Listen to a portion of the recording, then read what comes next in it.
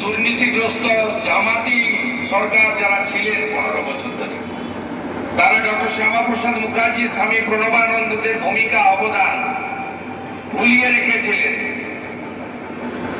ভারতবর্ষের যশস্বী প্রধানমন্ত্রী নরেন্দ্র মোদীজির উপস্থিতিতে আমরা পশ্চিমবঙ্গ দিবস পালন করেছি। আজকে আত্মবলিদান দিবস পালন হচ্ছে। ওনার মৃত্যু রহস্যের মধ্যে। এই মৃত্যুকে আমরা চক্রান্তের হত্যা বলে মনে করি। তৎকালীন কাশ্মীরকে ভারতের সঙ্গে রাখা এবং এক দেশ এক আইন এক পতাকা, অর্থাৎ ডক্টর শ্যামাপ্রসাদ মুখার্জির যে স্লোগান এক দেশ এক প্রধান এক বিধান এক নিশান,